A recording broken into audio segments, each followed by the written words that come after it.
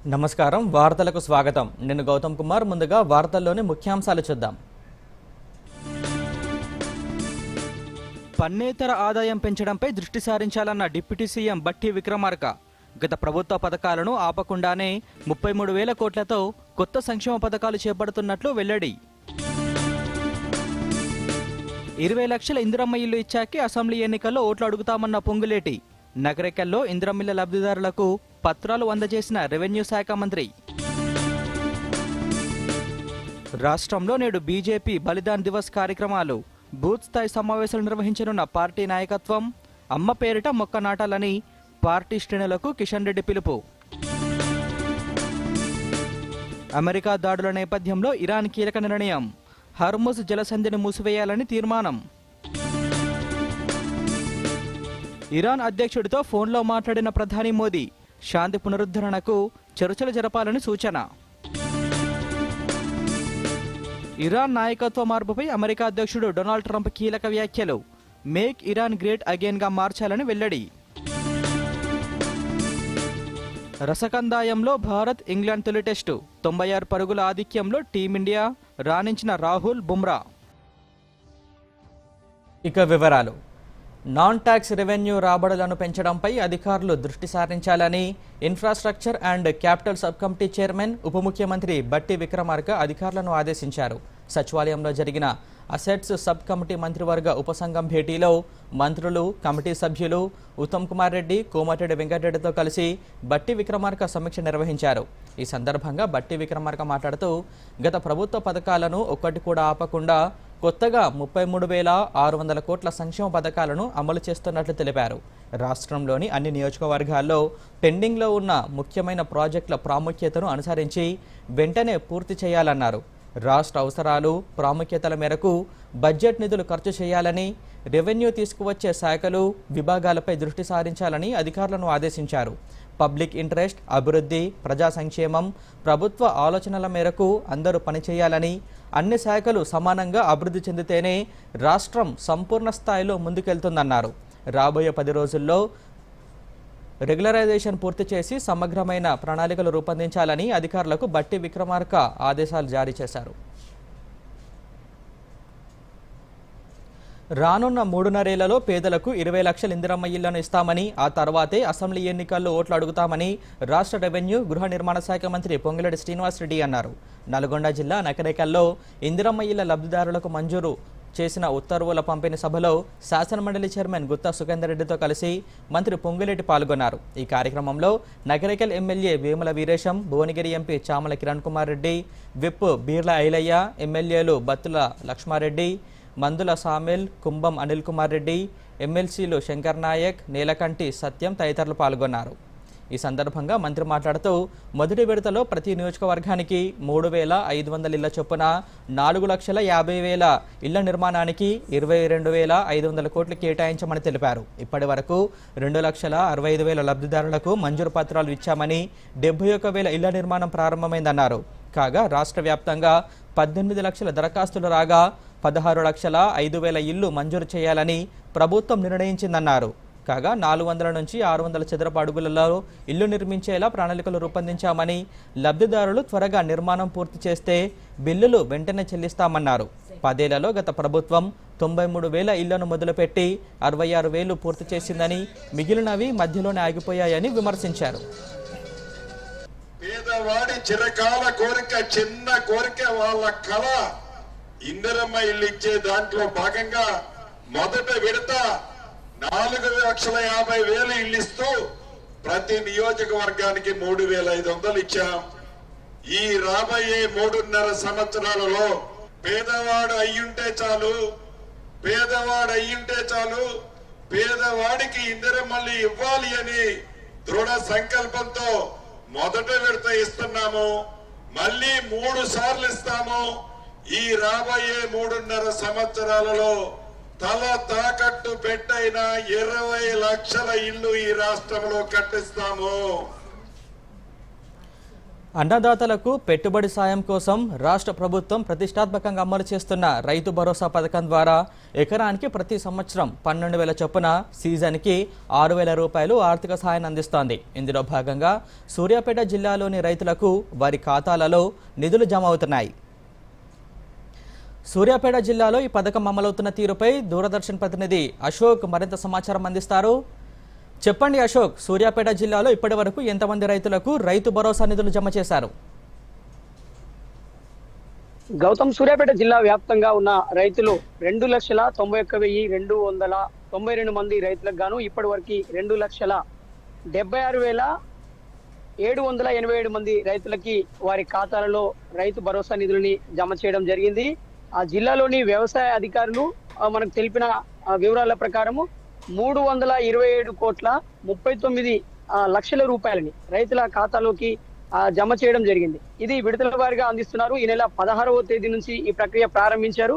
మొదట 1 గుంట భూమి నుండి, అంటే 1 గుంట భూమి నుంచి 2 ఎకరాల వరకు మొదటి విడతలో నిధులు విడుదల చేశారు. ఆ తర్వాత 2 నుంచి 4 వరకు, ఆ తర్వాత 5 నుంచి 10 ఎకరాల వరకు, 10 ఎకరాల భూమి ఎవరైతే కలిగి ఉన్నారో 10 ఎకరాల రైతు వరకు కూడా ఇప్పుడు రైతు భరోసా నిధులు జమ చేయడం జరిగింది అని అధికారులు వెల్లడించారు. అశోక్, చెప్పండి గౌతమ్. రైతు భరోసా నిధులు ఖాతాలో జమ కావడం పట్ల రైతుల స్పందన ఎలా ఉంది? అదే ఖరీఫ్ సీజన్ ప్రారంభమైంది. ఇప్పుడు జిల్లా వ్యాప్తంగా కూడా రైతులంతా కూడా చాలా బిజీగా ఉన్నారు. ఎందుకంటే జూన్ మాసం తోటి ఖరీఫ్ సీజన్ మనకు ప్రారంభమవుతుంది. ప్రతి సంవత్సరం లాగే ఈసారి వ్యవసాయ పనులు కూడా ప్రారంభమయ్యాయి.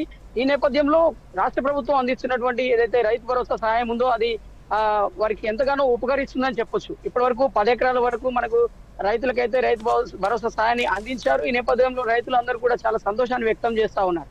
ఎకరానికి 6,000 చొప్పున, అంటే సీజన్ కి 6,000 చొప్పున అందించడం జరుగుతుంది.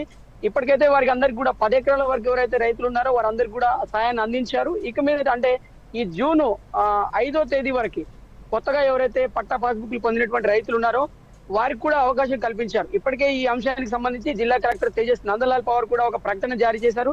ఎవరైతే రైతులు రైతు భరోసాకి అప్లై చేయలేదో, కొత్తగా వచ్చిన వారు ఎవరైతే ఉన్నారో వారందరూ కూడా స్థానికంగా ఉన్నటువంటి రైతు వేదికల వద్ద ఏఈఓలు అందుబాటులో ఉంటారు. వారి దగ్గర నుంచి దరఖాస్తు చేసుకోవాలి. వారి దగ్గరికి వెళ్ళి కలిసినట్లయితే ఆ పట్టా వివరాలు అవి వాళ్ళకి ఇచ్చినట్లయితే వారికి అవకాశం కల్పిస్తారు. దరఖాస్తు చేసుకోవచ్చు అని కూడా తెలియజేయడం జరిగింది. రైతులు ఈ అవకాశాన్ని కూడా యూటిలైజ్ చేసుకోవాలని ఇప్పటికే జిల్లాలోని అధికారులు కోరారు.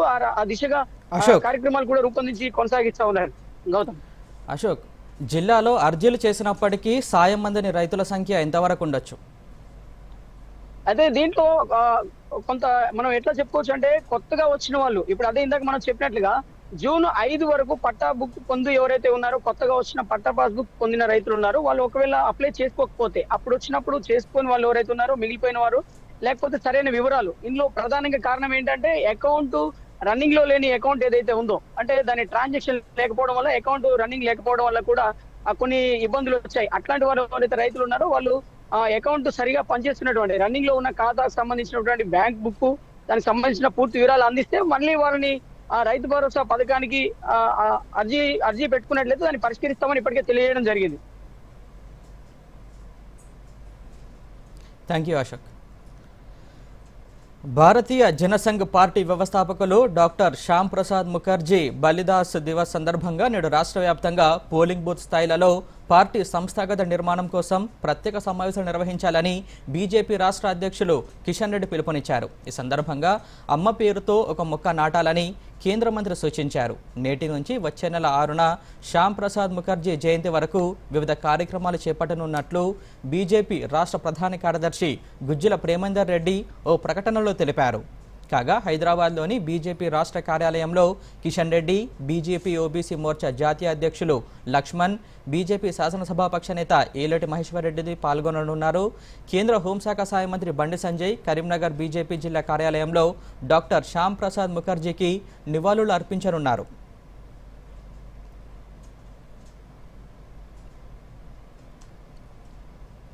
స్థానిక సంస్థల ఎన్నికలపై ఇంకా నిర్ణయం జరగలేదని టీపీసీసీ అధ్యక్షులు మహేష్ కుమార్ గౌడ్ తెలిపారు. మంత్రివర్గంలో చర్చించి త్వరలో నిర్ణయం తీసుకుంటామన్నారు. బనకచర్ల విషయంలో వెనక్కి తగ్గే ప్రసక్తే లేదని తేల్చి చెప్పారు. కాంగ్రెస్ ముఖ్య నేతలు, పారిశ్రామికవేత్తల ఫోన్లు ట్యాప్ చేసిన చరిత్ర బీఆర్ఎస్ ప్రభుత్వానిదని, ఫోన్లు ట్యాప్ అయిన వారి పేర్లు వెల్లడించాలని సిట్ను కోరుతున్నామన్నారు. కాగా కేసీఆర్, కేటీఆర్ ప్రమేయంతోనే ఫోన్ ట్యాపింగ్ జరిగినట్లు భావిస్తున్నామని, ఈ నేరంలో భాగమైన ప్రతి ఒక్కరూ జైలుకు వెళ్ళక తప్పదని మహేష్ కుమార్ గౌడ్ పేర్కొన్నారు. ప్రతి మండలానికి 2 గ్రామ పంచాయతీ భవనాలు, 2 అంగన్వాడీ భవనాల చొప్పున నిర్మించాలని టార్గెట్ పెట్టుకున్న తెలంగాణ పంచాయతీరాజ్ గ్రామీణాభివృద్ధి శాఖ ఆ దిశలో వేగంగా అడుగులు వేస్తోంది. మంత్రి సీతక్క చొరవతో ఏడాదికి 1148 అంగన్వాడీ భవనాల నిర్మాణం పూర్తి చేయాలని లక్ష్యంగా పెట్టుకోగా ఇప్పటికే 813 అంగన్వాడీ భవనాల నిర్మాణం కోసం స్థలాలను గుర్తించారు. మరో 98 చోట్ల స్థలాలను గుర్తించాల్సి ఉంది. మిగిలిన భవనాలకు సంబంధించి గతంలో భవనాల నిర్మాణం మొదలుపెట్టగా నిర్మాణాలు వివిధ దశల్లో ఉన్నాయి. ఇక గ్రామ పంచాయతీ భవనాలకు సంబంధించి ఈ ఆర్థిక సంవత్సరంలో ప్రతి మండలానికి 2 చొప్పున మొత్తం 1144 జీపీ భవనాల నిర్మాణం పూర్తి చేయాలని టార్గెట్ పెట్టుకోగా మొదటి త్రైమాసికం ముగియక ముందే 549 గ్రామాల్లో స్థలాలను గుర్తించారు. మిగిలిన 84 చోట్ల ఇంకా స్థలాలను గుర్తించాల్సి ఉంది. మిగిలిన గ్రామాల్లో జీపీ భవనాల నిర్మాణాలు వివిధ దశల్లో ఉన్నాయి. కాగా స్థలాల గుర్తింపు ప్రక్రియ చివరి దశలో ఉన్న నేపథ్యంలో త్వరలో నూతన భవనాలకు శంకుస్థాపన చేస్తామని పంచాయతీరాజ్ గ్రామీణాభివృద్ధి శాఖ మంత్రి సీతక్క వెల్లడించారు. వరంగల్ కాంగ్రెస్ నేతల వ్యవహారంపై కాంగ్రెస్ పార్టీ తెలంగాణ క్రమశిక్షణ కమిటీ చైర్మన్ మల్లు రవి పలు కీలక వ్యాఖ్యలు చేశారు. వరంగల్, గజ్వేల్ నియోజకవర్గాల నుంచి ఫిర్యాదులు వచ్చాయని ఏఐసీసీ తెలంగాణ ఇన్ఛార్జ్ మీనాక్షి నటరాజన్తో చర్చించి పార్టీ లైన్ ప్రకారం చర్యలు తీసుకుంటామని ప్రకటించారు. పార్టీ క్రమశిక్షణ ఉల్లంఘనలు, అంతర్గత వివాదాలపై నిష్పక్షపాతంగా చర్యలు తీసుకుంటామని తెలిపారు. బీసీ రిజర్వేషన్ల కోసం అందరూ ఏకమై పోరాడితేనే కేంద్ర రాష్ట్ర ప్రభుత్వాలు దిగివస్తాయని ఎంపీ ఆర్ కృష్ణయ్య అన్నారు. విద్యానగర్లోని నివాసంలో ఎమ్మెల్సీ కవిత కృష్ణయ్యతో భేటీ అయ్యారు. ఈ సందర్భంగా కృష్ణయ్య మీడియాతో మాట్లాడారు. బీసీలకు 42% రిజర్వేషన్లు ఇవ్వాలనే చిత్తశుద్ధి ప్రభుత్వానికి లేదని ఆరోపించారు. బీసీలకు 75 ఏళ్లుగా అన్యాయం జరుగుతోందని, వాస్తవ పరిస్థితిని అర్థం చేసుకొని చిత్తశుద్ధితో పోరాడకపోతే రిజర్వేషన్ల అమలు సాధ్యం కాదన్నారు. తెలంగాణ జాగృతి ఆధ్వర్యంలో జూలై 17న జరిగే రైల్ రోకోకు మద్దతిస్తామని ఆర్ కృష్ణయ్య హామీ ఇచ్చారు.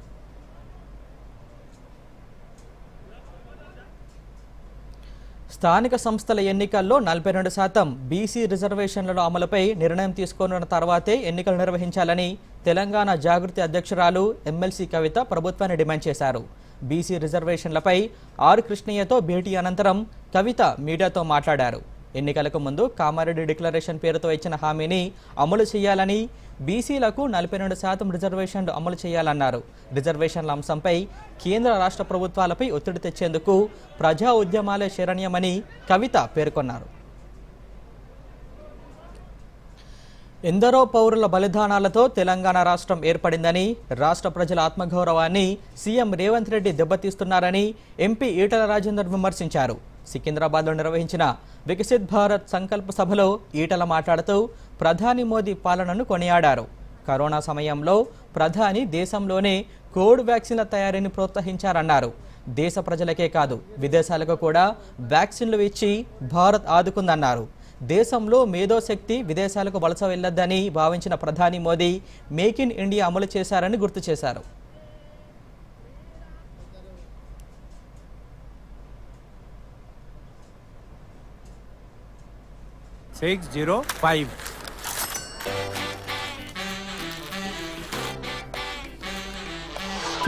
మార్చండి మార్చండి, అలవాటు మార్చండి.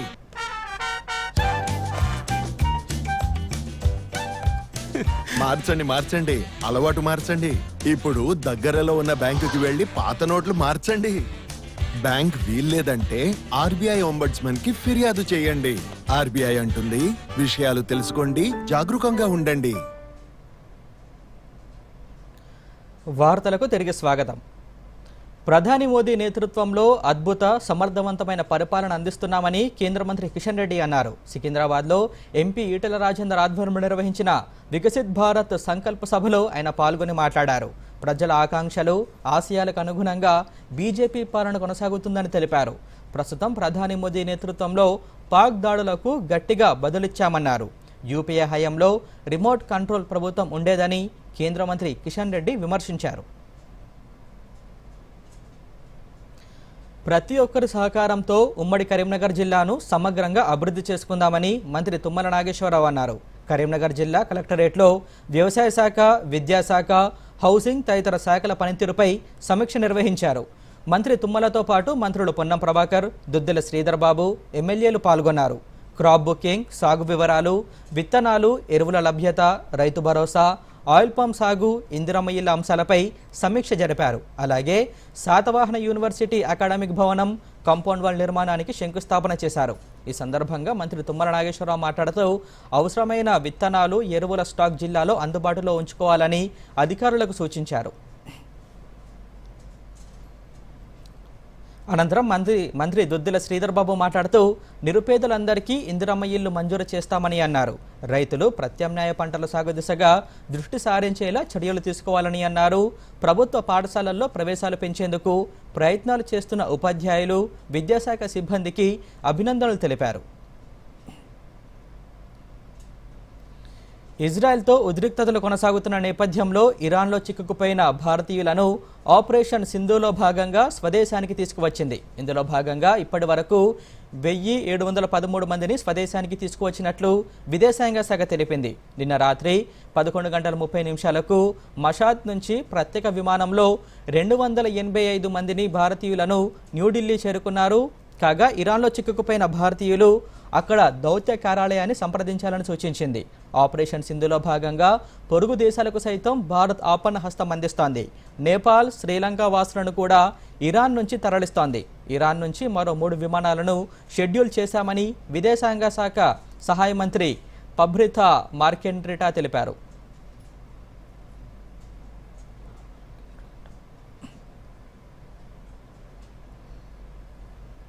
Had 285 Indian passengers, Indian nationals, mainly from 10 states, Bihar, Jammu Kashmir, Delhi, Uttar Pradesh, Rajasthan, Gujarat and Maharashtra. And the total number of evacuated Indian nationals from Iran stands now at 1,713, and we have scheduled 2-3 more flights from Iran for the next 2 days, and the same way we are in constant contact with all our Indian nationals residing there in Iran and Israel also. So I'm very glad to say that from Israel also 162 Indian nationals have already crossed border to Amman of Jordan, and within a day or two those Indian nationals will also be brought safely to India. ఛత్తీస్గఢ్లో పర్యటిస్తున్న కేంద్ర హోంమంత్రి అమిత్ షా నక్సలైట్ల దాడిలో ప్రాణాలు కోల్పోయిన senior police అధికారి ఆకాష్ రావు గిరిపుంజే కుటుంబ సభ్యులను పరామర్శించారు. అలాగే నవరాయ్పూర్లో మావోయిస్టు ప్రభావిత ప్రాంతాల్లోని పాఠశాల విద్యార్థులను కలిసి మాట్లాడారు. రాష్ట్ర ప్రభుత్వం తరపున వారికి లియోర్ ఓయిన పథకం కింద పుస్తకాలను పంపిణీ చేసినట్లు తెలిపారు. 2026 మార్చి 31 నాటికి దేశాన్ని నక్సలిజం నుంచి విముక్తి చేసి అమరవీరులకు నివాళులర్పించే దిశలో ఉన్నామని అమిత్ షా ఎక్స్ వేదికగా తెలిపారు. మావోయిస్టులు ఆయుధాలు వదిలి జనజీవన స్రవంతిలో కలవాలన్నారు. ఛత్తీస్గఢ్ ప్రభుత్వం మావోయిస్టుల లొంగుబాటు కోసం ప్రవేశపెట్టిన పథకాన్ని సద్వినియోగం చేసుకొని రాష్ట్ర అభివృద్ధికి పాటుపడాలని సూచించారు. Wings to our hopes volume 2 పుస్తకాన్ని నేడు రక్షణ మంత్రి రాజ్నాథ్ సింగ్ ఆవిష్కరించనున్నారు. రాష్ట్రపతి ద్రౌపది ముర్ము ప్రసంగాల ఆధారంగా రచించిన ఈ పుస్తకాన్ని న్యూఢిల్లీలో ఆవిష్కరిస్తారు. ఇందులో 51 ప్రసంగాల ఆధారంగా ఈ పుస్తకం రచించారు. ఈ కార్యక్రమానికి కేంద్ర సమాచార ప్రసార మంత్రి అశ్విని వైష్ణవ్, సహాయ మంత్రి డాక్టర్ ఎల్ మురుగన్ కూడా హాజరవుతారు. ఈ పుస్తకం హిందీ, ఇంగ్లీష్ భాషల్లో ఉంటుంది.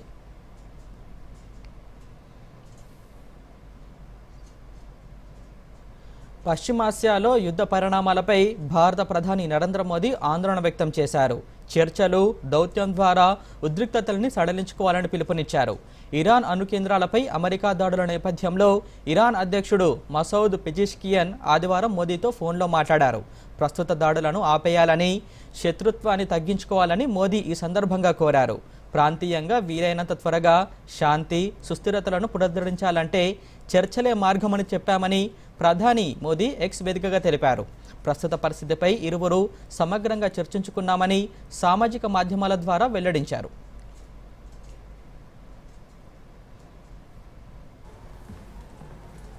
ఫారెక్స్ ట్రేడింగ్ ఇప్పుడా? ఒక ట్రేడ్కే 6. ఇరుక్కున్నావ్. ప్రసిద్ధ్, ముందు సేఫ్టీ, లేకపోతే క్లీన్ బోల్డ్. అనాథరైజ్ ప్లాట్ఫామ్స్ లో ఫారెక్స్ ట్రేడింగ్ అంటే నష్టం, మోసం, ఇంకా చట్టబద్ధ చర్యల భయం. అంటే నష్టాల హ్యాట్రిక్. అందుకే ఆర్బీఐ వెబ్సైట్ కి వెళ్ళి ఆథరైజ్డ్ లిస్టింగ్ చూడండి. ఆర్బీఐ అంటోంది, విషయాలు తెలుసుకోండి, జాగరూకంగా ఉండండి. వార్తలకు తిరిగి స్వాగతం. ఇరాన్పై అమెరికా దాడి చేయడం పట్ల ఐక్యరాజ్యసమితి తీవ్ర ఆందోళన వ్యక్తం చేసింది. అమెరికా దాడులు అంతర్జాతీయ శాంతి భద్రతలకు ముప్పని ఐక్యరాజ్యసమితి చీఫ్ ఆంటోనియో గుటెరస్ వ్యాఖ్యానించారు. ఉద్రిక్తతల తగ్గింపునకు సభ్య దేశాలు కృషి చేయాలని ఆయన పిలుపునిచ్చారు. యుఎన్ఓ చార్టర్ నియమాలను అన్ని సభ్య దేశాలు పాటించాలని అమెరికాను ఉద్దేశించి హితవు పలికారు. ఉద్రిక్తతల నివారణకు సైన్యం కన్నా దౌత్యమే మంచి మార్గమని ఆంటోనియో గుటెరస్ సూచించారు. కాగా అమెరికా దాడుల్ని అంతర్జాతీయ అణుశక్తి సంస్థ సైతం ఖండించింది. అణుస్థావరాలపై దాడులు ఎప్పటికీ జరగకూడదని, ఇవి అణుభద్రతకు తీవ్ర పరిణామాలను కలిగిస్తాయని పేర్కొంది. కాగా IAEA ఇరాన్లోని అణుస్థావరాలను నిశితంగా పరిశీలిస్తోందని, రేడియేషన్ స్థాయిలలో ఎటువంటి పెరుగుదల లేదని నిర్ధారించింది. మరోవైపు అమెరికా తన గగనతలాన్ని ఉల్లంఘించిందని ఐక్యరాజ్య సమితిలోని భద్రతా మండలికి ఇరాక్ ఫిర్యాదు చేసింది. పొరుగు దేశాల భద్రతను అమెరికా చర్యలు ప్రమాదంలో పడేస్తున్నాయని ఫిర్యాదులో పేర్కొంది. తమ దేశాన్ని యుద్ధభూమిగా మార్చేందుకు అనుమతించబోమని లెబనాన్, జోర్డన్ కూడా స్పష్టం చేశాయి.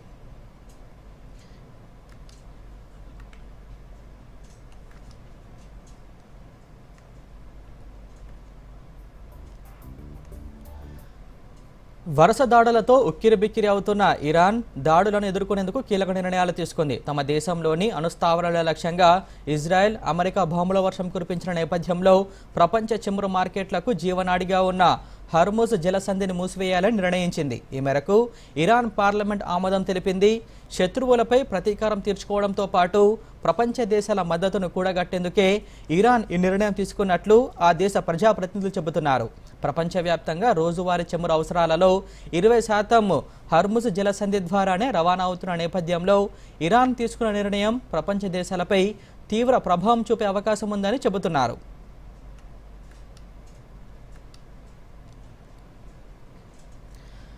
ఇరాన్ నాయకత్వ మార్పుపై అమెరికా అధ్యక్షుడు డొనాల్డ్ ట్రంప్ కీలక వ్యాఖ్యలు చేశారు. మేక్ ఇరాన్ గ్రేట్ అగైన్గా మార్చాలని ట్రంప్ తన సోషల్ మీడియా ట్రూత్లో పోస్ట్ చేశారు. తాము చేపట్టిన దాడిలో ఇరాన్ అణుకేంద్రంకు భారీగా నష్టం కలిగిందని పేర్కొన్నారు. ఇరాన్ అణుకేంద్రాలపై అత్యంత ఖచ్చితత్వంతో దాడులు చేసినట్లు స్పష్టం చేశారు. అమెరికా సైనికులు గొప్ప పోరాట స్ఫూర్తిని ప్రదర్శించారని కొనియాడారు. ఇప్పుడు వాణిజ్య వార్తల సమాహారం బిజినెస్ న్యూస్ చూద్దాం.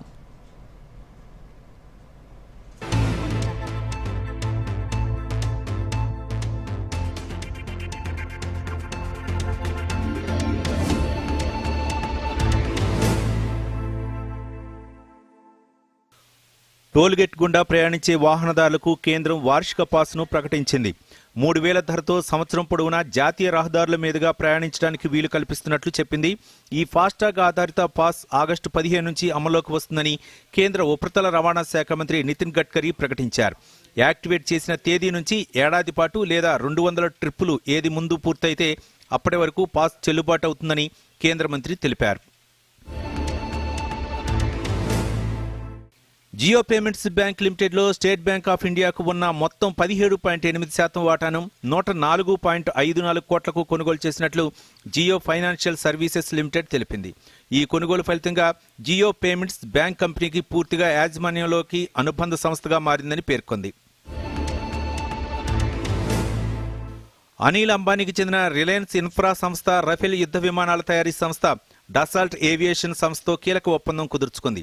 దీని కింద కంపెనీ అనుబంధ సంస్థ రిలయన్స్ ఏరో స్ట్రక్చర్ లిమిటెడ్, ఫ్రెంచ్ సంస్థ డసాల్ట్ ఏవియేషన్ల మధ్య డీల్ జరిగింది.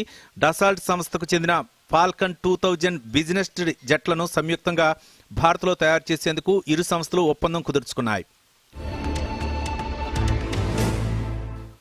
యూటెల్ శాట్కు చెందిన ఏరో ఎర్త్ ఆర్బిట్ వెబ్ శాటిలైట్ సామర్థ్యాన్ని ముందస్తుగా రిజర్వ్ చేసుకోవడం కోసం ఫ్రెంచ్ సైన్యం దాదాపు 9,976 కోట్ల రూపాయల విలువైన కాంట్రాక్టుపై సంతకాలు చేసిందని భారతీ ఎంటర్ప్రైజెస్ చైర్మన్ సునీల్ భారతీ మిత్తల్ పేర్కొన్నారు.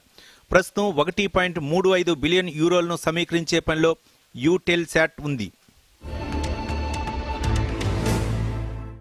HDB financial services public issue ఈ నెల 25న ప్రారంభం కానుంది. 27న ముగియనున్న ఇష్యూలో భాగంగా 2,500 కోట్ల రూపాయల విలువైన ఈక్విటీని తాజాగా జారీ చేయనుంది. మొత్తం 12,500 కోట్లను సమకూర్చుకోవాలని ఆశిస్తోంది. హైదరాబాద్లో 22 క్యారెట్ల 10 గ్రాముల బంగారం 92,350 రూపాయలుగా ఉంది. ఇక 24 క్యారెట్ల 10 గ్రాముల బంగారం ధర 1,07,50 రూపాయలుగా ఉంది. ఇక దేశ రాజధాని ఢిల్లీలో 22 క్యారెట్ల 10 గ్రాముల బంగారం ధర 92,500 రూపాయలుగా ఉండగా 24 క్యారెట్ల 10 గ్రాముల గోల్డ్ ధర 1,09,00 రూపాయలుగా ఉంది. ఇక హైదరాబాద్లో కిలో వెండి ధర 99,900 రూపాయలుగా ఉంది.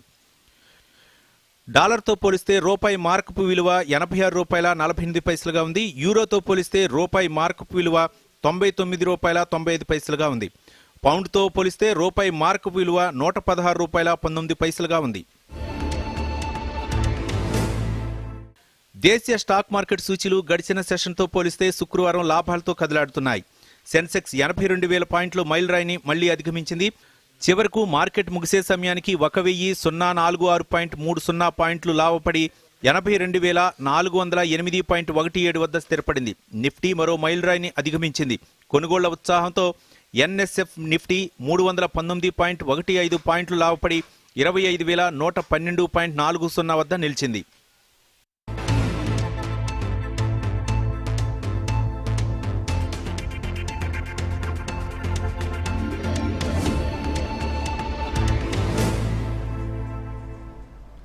భారత్ ఇంగ్లాండ్ మధ్య హోమ్డింగ్లీ వేదికగా జరుగుతున్న తొలి టెస్టు రసవత్తరంగా సాగుతోంది. ఆధిక్యం చేతులు మారుతూ సాగుతున్న పోరులో మూడో రోజు ఆట ముగిసే సమయానికి భారత్ రెండో ఇన్నింగ్స్లో 23.5 ఓవర్లలో 2 వికెట్ల నష్టానికి 90 పరుగులు చేసింది.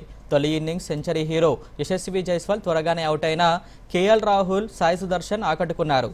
చేతిలో 8 వికెట్లు ఉన్న టీమిండియా ప్రస్తుతం తొలి ఇన్నింగ్స్ ఆధిక్యంలో 6 పరుగులు కలుపుకొని ఓవరాల్గా 96 పరుగులు ముందంజలో ఉంది. రాహుల్తో పాటు కెప్టెన్ శుభ్మన్ గిల్ క్రీజ్లో ఉన్నారు. తెలంగాణలో మరో 4 రోజుల పాటు వర్షాలు కురుస్తాయని హైదరాబాద్ వాతావరణ కేంద్రం వెల్లడించింది. కొన్ని ప్రాంతాల్లో ఉరుములు, మెరుపులు, ఈదురుగాలులతో కూడిన వర్షాలు పడే అవకాశం ఉందని అంచనా వేసిన వాతావరణ శాఖ పలు జిల్లాలకు ఎల్లో అలర్ట్ జారీ చేసింది. నేడు మంచిర్యాల, పెద్దపల్లి, భూపాలపల్లి, ములుగు, మహబూబాబాద్, ఖమ్మం, కొత్తగూడెం, మేడ్చల్, రంగారెడ్డి, హైదరాబాద్, నాగర్ కర్నూలు జిల్లాలో ఉరుములు, మెరుపులు, ఈదురుగాలులతో కూడిన వర్షాలు పడవచ్చని తెలిపింది.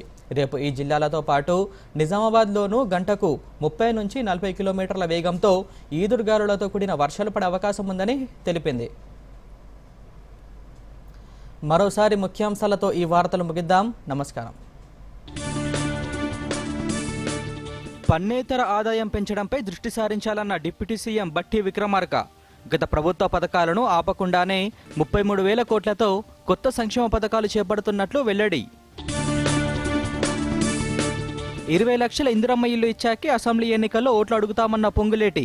నగరికల్లో ఇందిరమ్మిళ్ల లబ్ధిదారులకు పత్రాలు అందజేసిన రెవెన్యూ శాఖ మంత్రి.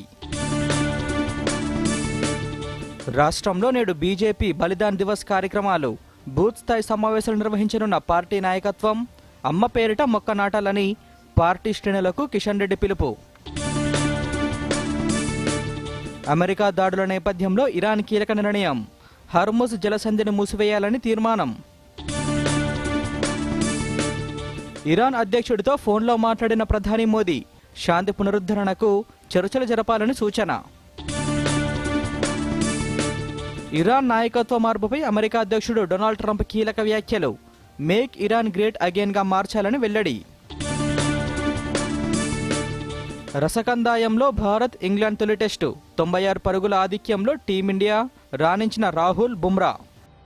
దూరదర్శన్ యాదగిరి వార్తలను ఇప్పుడు సోషల్ మీడియాలో కూడా చూడొచ్చు. యూట్యూబ్ అయితే డిడి న్యూస్ తెలంగాణ, ఎక్స్ వేదికగా అయితే DD news Telangana @DD Yadagiri news, Facebook అయితే డిడి న్యూస్ తెలంగాణలో చూసి సబ్స్క్రైబ్ చేసి లైక్ చేయండి, షేర్ చేయండి.